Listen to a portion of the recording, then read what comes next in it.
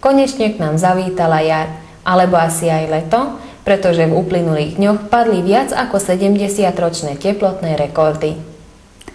Végre itt a tavasz, vagy talán a nyár is, hiszen több mint 70 éves hőmérsékleti rekordok dőltek meg a napokban.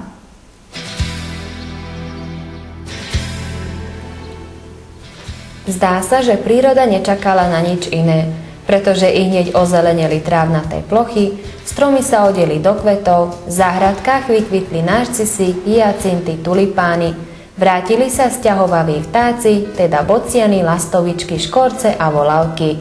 Je to obrovská divadelná hra, v ktorej sme svedkami prvého dejstva a toto všetko pôsobí pozitívne na nás a na našu náladu. A természet szinte csak erre várt. Rögvest kizöldültek a terek, virágba borultak a fák, bokrok. A kiskertekben is együtt nyílnak a nárciszok, jácintok, tulipánok. Az énekes madarak nászindulókat zengenek. Megérkeztek vándormadaraink is, a gólyák, fecskék, seregélyek, szürkegémek. Egy óriási színjáték ez, melynek első felvonását tapasztalhatjuk, részesei vagyunk, és mindez pozitív hatást gyakorol ránk és hangulatunkra is egyaránt.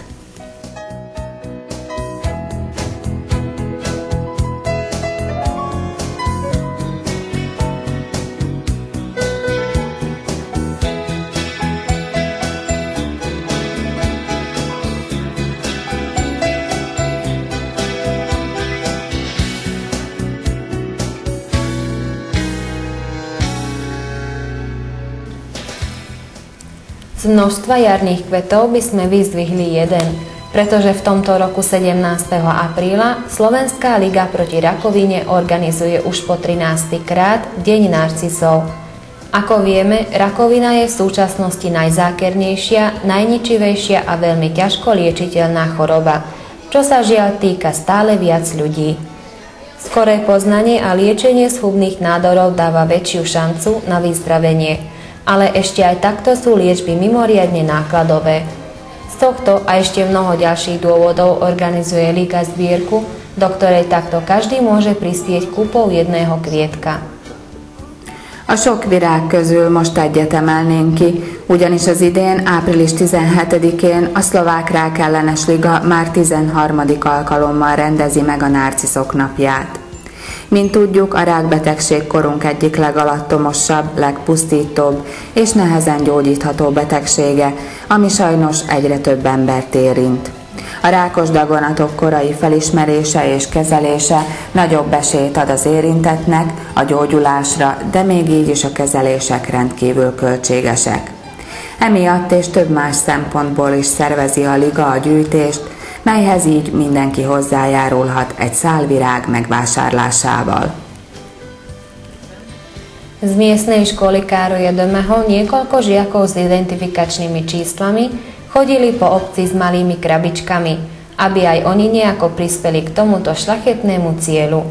Každý podľa svojich možností prispieval a suma získaná z tejto zbierky putuje na účet ligy.